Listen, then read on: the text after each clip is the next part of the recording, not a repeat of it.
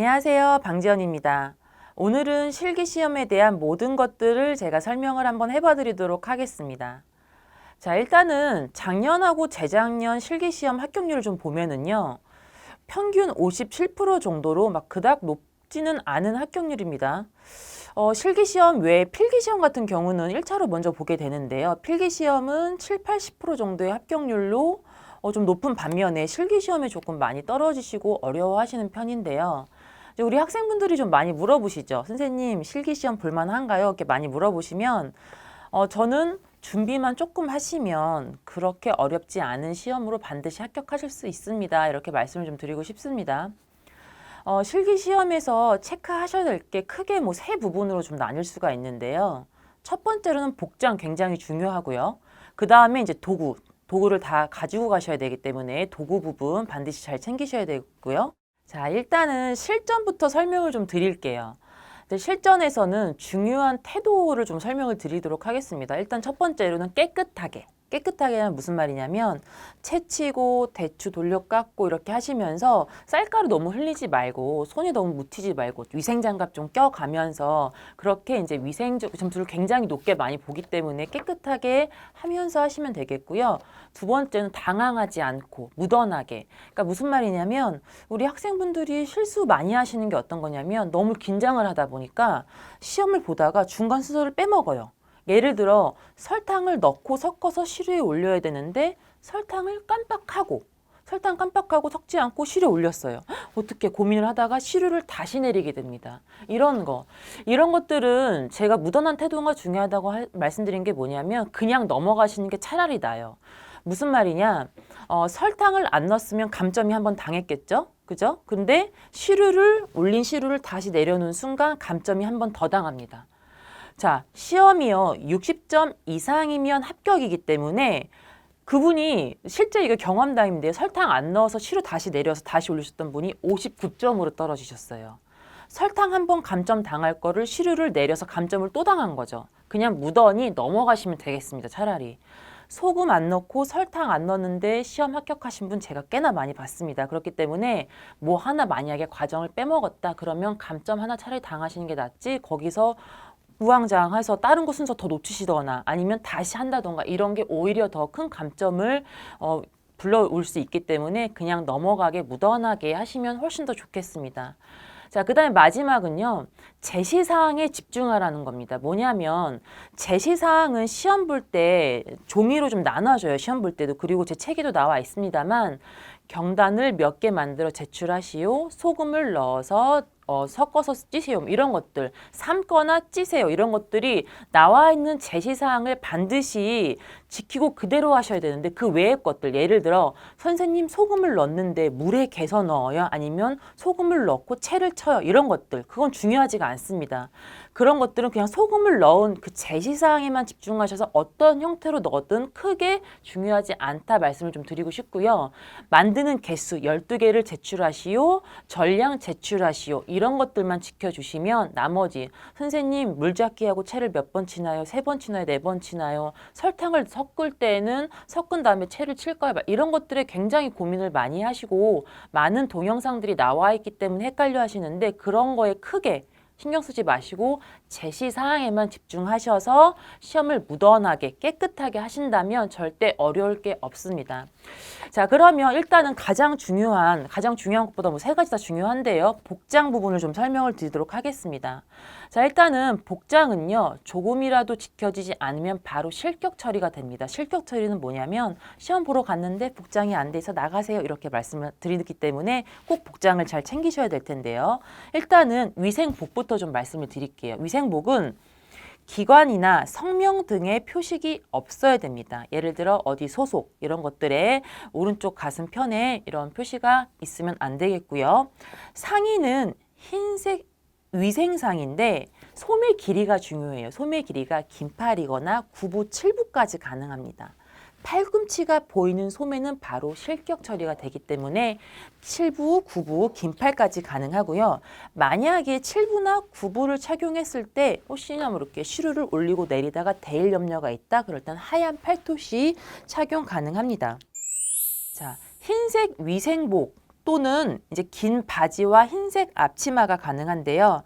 흰색 앞치마를 두를 경우에 바지의 색깔이나 재질은 상관이 없지만 반바지 안 되고요. 짧은 치마 안 됩니다. 폭 넓은 바지 안 돼요. 이게 다 실격 처리되는 거기 때문에 통 넓은 바지, 반바지, 짧은 치마, 무릎이 보이면 안 되겠으면 긴 바지를 입으셔야겠습니다. 자, 그 다음에 위생모로 가보면은요. 위생모는 기관이나 성명 등의 표식이 없어요. 네, 마찬가지로. 그리고 흰색이어야 되고요. 여기서 흰색 머리수건 대체로 가능합니다. 그리고 뭐 위생모 가능한데요. 예를 들어 뭐 조리사분들이 주로 쓰시는 뭐 캡 있는 형태의 뭐 조리모 괜찮겠습니다. 자, 그 다음에 위생화 또는 작업화 한번 보겠습니다. 이것도 마찬가지로 기관 및 성명 등의 표식이 없어야 되고요. 색상은 어느 색이든 상관이 없겠습니다. 조리화, 위생화, 작업화, 깨끗한 운동화 가능한데요. 안 되는 거 슬리퍼, 그 다음에 높은 굽이 있는 구두, 그 다음에 속에 굽이 있는 운동화 안 된다고 반드시 제시가 좀 되어 있습니다. 자, 그 다음에 장신구는 절대 하나도 하시면 안 되겠습니다. 반지, 귀걸이 이런 것들, 팔찌 절대 하시면 안 되겠고요. 머리 단정하고 깨끗하게 머리를 묶으시거나 그리고 머리망 착용하셔야 되겠습니다. 자, 손톱하고 손 씻기. 자, 손톱은 반드시 깨끗하게 좀 다듬어 주시고요. 매니큐어, 네일 아트 다 안 됩니다. 그리고 또 하나는 시험이 시작할 때 반드시 손을 씻으시는 걸 행동을 하고 넘어가셔야 됩니다. 예를 들어 나는 지금 방금 전에 화장실 갔다 와서 손 씻고 와서 이게 안 되고요. 시험 시작을 알리면 반드시 손부터 씻고 시험을 진행하셔야 되겠습니다. 자, 위생복은요. 선생님 뭐 이런 것들 안 되네 또 이런 것들 안 되나 이렇게 물어보시는데 제가 지금 말씀드린 것 외에는 하지 않으시면 되겠습니다. 자, 그 다음에 도구 한번 알려드릴게요. 도구도 굉장히 중요한 부분이죠. 도구가 왜 중요하냐? 시험을 볼 때요.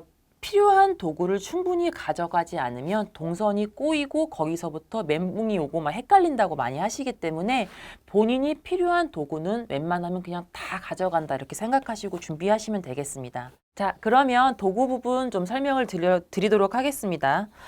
일단은 지참 준비물, 대나무 찡기, 뭐 스크래퍼 이런 것들 좀 나와 있는데요. 그거는 제 책에도 보면 자세히 나와 있기 때문에 그대로 챙겨가시면 되는데 많이 궁금해하시는 게 어떤 것들이냐면 여기에 나와 있는 개수 이상으로 가져가도 되나요? 많이 물어보세요. 가져가도 괜찮습니다. 예를 들어 조그만 볼 같은 거라든지 큰 볼, 나는 여러 개 더 필요하다 하시면 필요하신 만큼 가져가셔도 괜찮겠습니다. 안 되는 게 뭐냐면은요.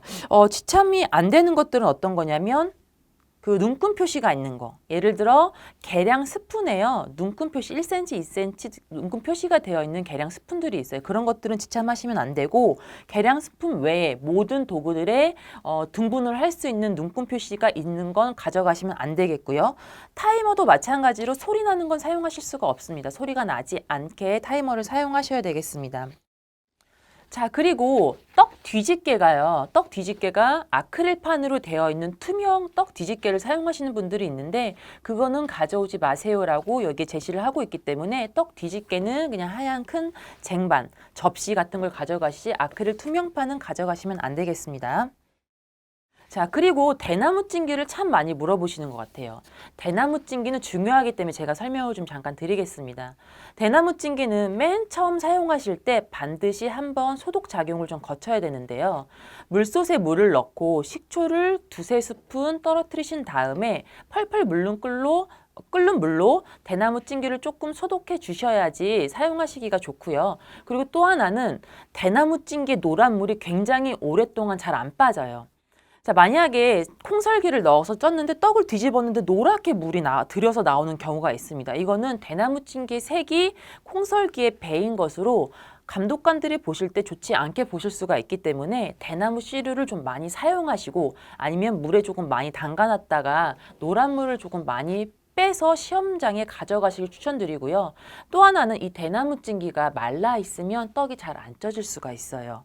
그렇기 때문에 대나무 찡기는 반드시 촉촉한 상태여야 떡이 잘 쪄집니다. 예를 들어 찰떡 같은 경우에 쌀가루를 올려서 시루에 올렸을 때 이 수증기를 대나무 찡기가 먹으면 안 되고 쌀가루가 오롯이 먹어야 되는데 대나무 찜기가 말라 있을 경우에 수증기를 자꾸 대나무 찜기가 뺏어가서 안에 쌀가루가 안 쪄지는 그런 현상이 생길 수 있기 때문에 대나무 찜기는 반드시 촉촉한 상태로 시험장에 가져가셔야 되는데 선생님 그러면 어떻게 물에 담가서 가져갈 수도 없고 어떻게 하나요? 이렇게 많이 물어보시는데요. 하루 전날 시험 보기 하루 전날 물에다가 충분히 좀 담가 놓으시고 아침에 물을 빼서 시험장에 가져가시면 좋겠습니다.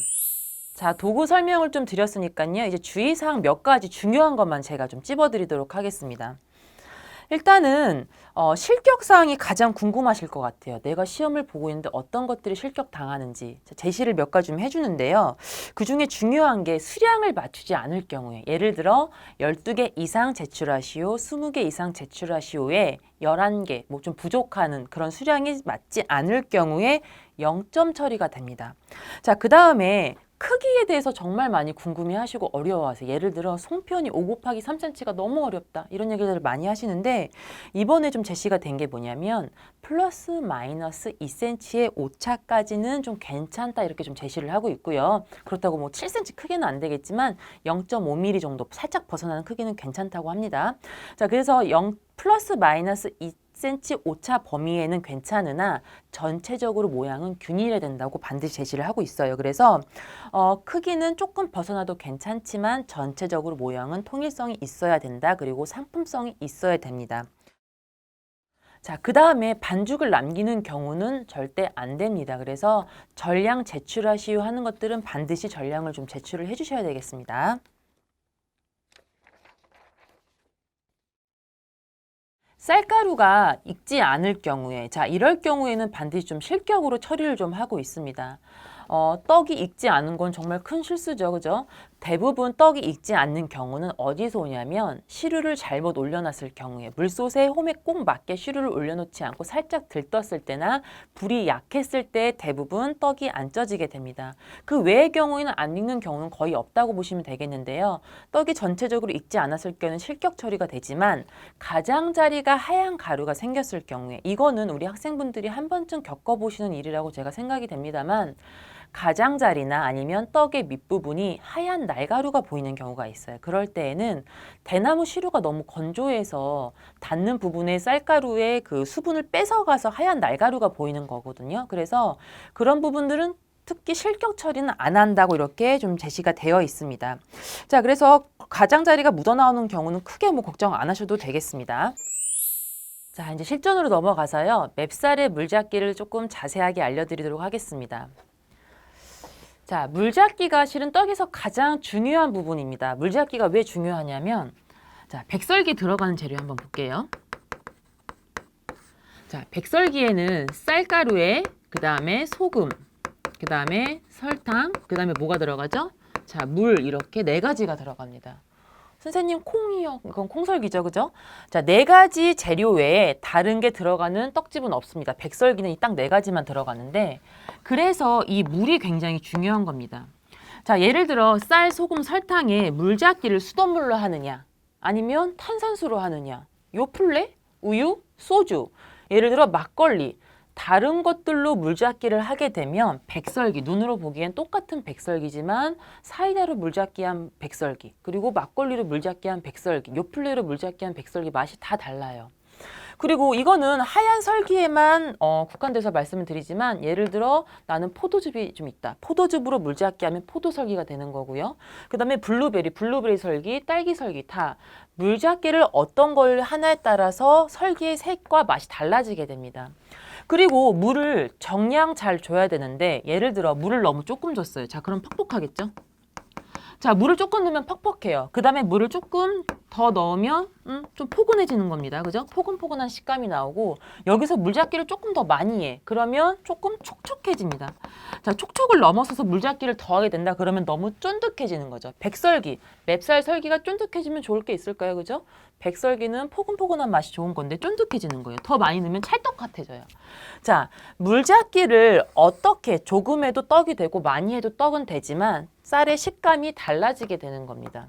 자, 그리고 쌀의 식감이 뿐만 아니고 어떻게 떡을 찌고 난 다음에 입자의 굵기도 달라져 보여요. 예를 들어 입자가 적당하게 보이는 반면 물이 많을수록 정말 말 그대로 떡지죠. 입자가 굉장히 굵게 보이는, 이거는 시험 볼 때도 좀 감점의 요인이 될 수 있는 것들이 되게 됩니다. 그래서 물을 어떤 걸로 잡느냐에 따라서 떡의 맛이 달라지고요. 물을 적당량 잡는 거에 따라서 식감과 눈을 보는 게 굉장히 달라지기 때문에 수분이 굉장히 좀 중요한데요.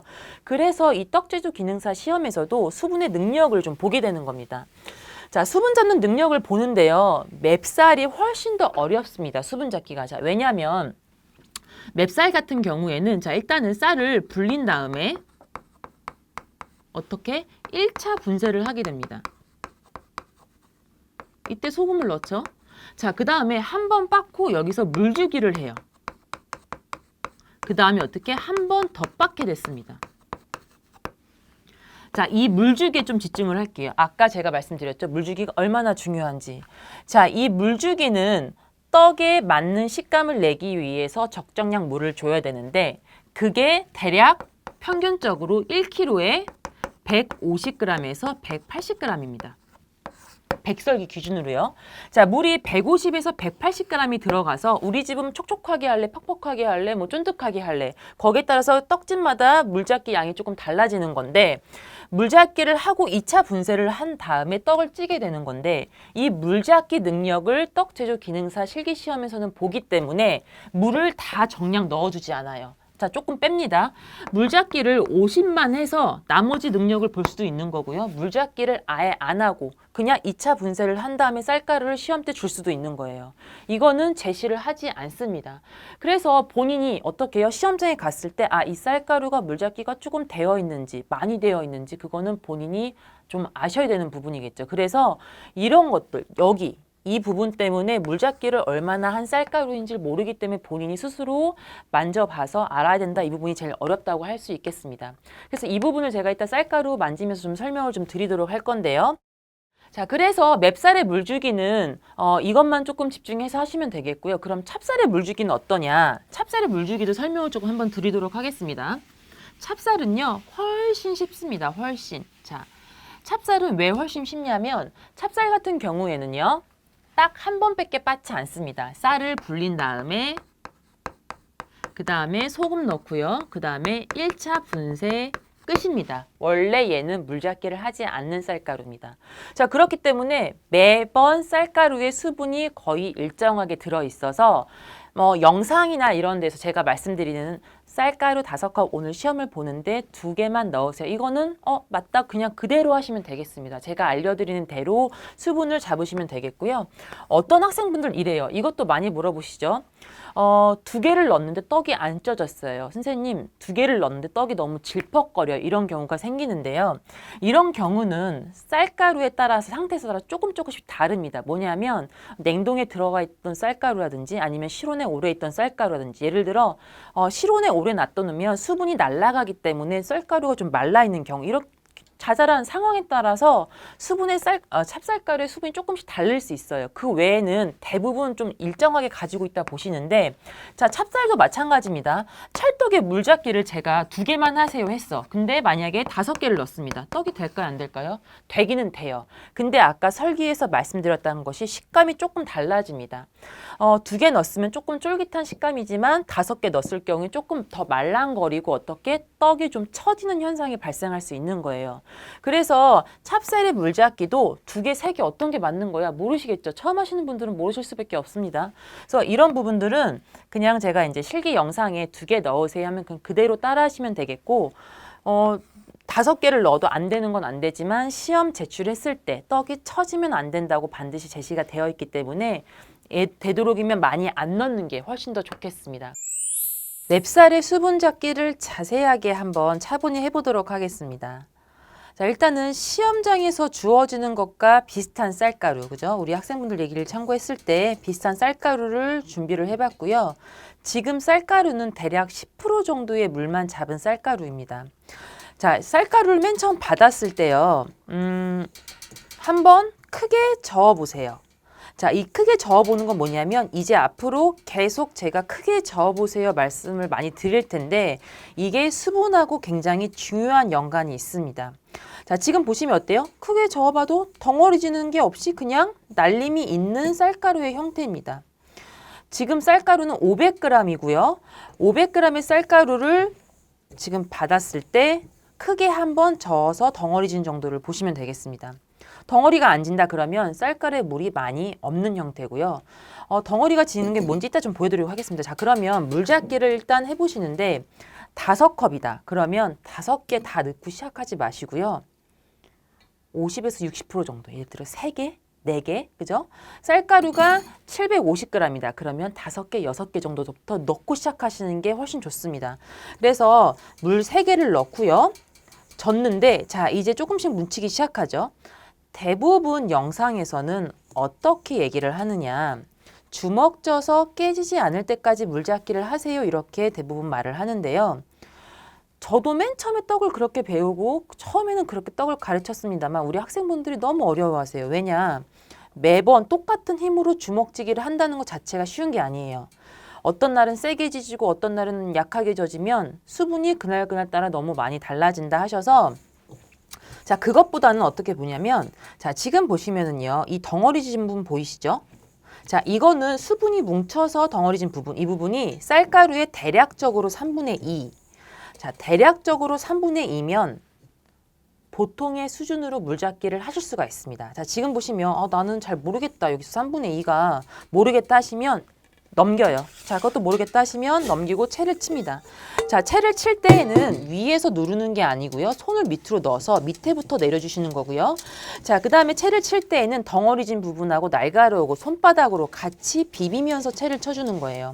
날가루부터 먼저 내리게 되면 쌀가루의 수분이 골고루 섞이지 않게 됩니다. 그래서 손바닥 전체를 이용해서 채를 부드럽게 쳐주면 되고요. 여기서 채를 칠 때 너무 안 내려간다. 지른 거죠. 그죠? 물잡기가 많이 된 겁니다. 어느 정도 적절하게 잘 내려간다. 자, 채를 내려주신 다음에 그 다음에 또 확인하실 거. 뭐냐면 채를 내린 다음에는 주먹 접는 게 또 소용이 없는 게 뭐냐면요. 입자가 고와요. 입자가 곱기 때문에 물이 많든 적든 주먹 져서 거의 깨지지가 않아요. 그래서 더 실수하시게 큰 요인이죠. 자, 채를 친 다음에 어떻게 하냐면 어때요? 제가 또 한번 덩어리 한번 크게 저어보세요. 자, 보세요. 아까 처음 쌀가루하고 어떻게 달라졌어요? 처음 쌀가루 여기 있죠, 그죠? 자, 처음에 물주기 안 한 쌀가루 지금 보시면 두 번째 물주기 한 쌀가루 어때? 조금씩 덩어리가 지기 시작합니다. 이게 수분의 차이예요. 만약에 시험장에서 내가 쌀가루를 받았는데 크게 한번 저었어? 덩어리가 지네? 물잡기가 조금 된 쌀가루입니다. 근데 대부분 뭐 이런 형태로 나올 거라 예상을 합니다만 자, 그래서 만약에 물잡기가 됐네? 자, 그러면 내가 떡을 찌기에 적합한 물잡기냐? 요거는 조금 아쉽다고 보시면 되겠어요. 자, 그래서 이걸 어떻게 볼까요, 선생님? 제가 조금 더 한 번씩 하면서 다시 물잡기를 보여드릴 건데 지금 덩어리는 살짝 약하게 지는 정도로 아쉽습니다. 그러면 물을 추가를 해주게 됩니다. 자, 물을 추가로 해줄 때에는 쌀가루 컵수에 따라서 추가 양이 달라지는 거예요. 예를 들어 삼색 썰기 같은 경우에는 쌀가루가 250g, 2컵 반이란 말이에요. 쌀가루 양이 적은데 물잡기를 1개, 2개씩 많이 해주게 되면 확 질어지죠. 그죠? 5컵이니까 지금 1개 듬뿍 넣는데요. 쌀가루 개수가 지금 5컵인지 2컵 반인지에 따라서 물잡기 양을 추가로 하실 때 조금씩 할지 많이 넣어도 될지 참고를 하시면 되겠고요. 지금 5컵이기 때문에 하나 더 넣습니다. 물잡기를 추가로 한 다음에는 어떻게 반드시 체에 다시 한번 내려주는 겁니다. 자, 체에 내릴 때는 아까처럼 마찬가지로 그죠? 밑에 부분부터 손을 넣어서 덩어리진 부분하고 날가루하고 같이 비벼주면서 채를 치면 되겠습니다. 여기서 채를 꼭 한 번에 다, 수분을 한 번에 다 맞출 필요는 없으며 여러 번에 나눠서 수분 잡기 하셔도 괜찮겠습니다. 자, 채를 친 다음에 아까 또 과정이죠. 어떻게 크게 한번 저어보세요. 자, 어때요? 아까랑 또 확 다르죠. 덩어리 진 게 어떻게 좀 더 많아졌습니다. 다시 한번 비교해 드릴까요? 자, 처음에 물주기 안 한 쌀가루. 크게 저어보세요. 주먹 접을 필요가 없습니다. 자, 그래서 얘는 날림이 덩어리 지는 게 없는데 얘는 어때요? 좀만 해도 적당한 지금 수분 잡기가 딱 됐다고 볼 수 있겠습니다. 자, 지금 보시면 물잡기가 적당히 된 덩어리 지는 정도.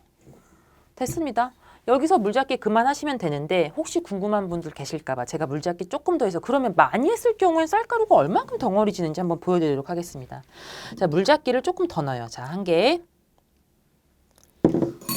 반 정도 더 넣었죠. 자, 물잡기를 추가로 해서 이게 그럼 과연 물잡기를 내가 많이 했을 때 쌀가루가 어떻게 변하게 될지 한번 제가 보여드리도록 하겠습니다.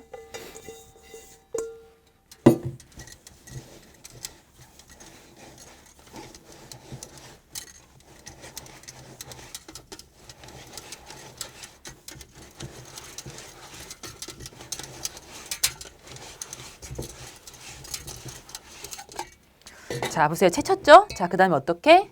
크게 저어주세요. 어때요? 아까보다 훨씬 더 덩어리감이 좀 많다 이렇게 보시면 되겠습니다. 자, 이거는 적절하지 않겠죠? 이 전 단계 맞춰서 수분을 잡으시면 되겠습니다. 자, 실기시험 준비하시느라고 많이 힘드실 텐데요. 아까 제가 말씀드린 대로 복장 잘 갖추시고요.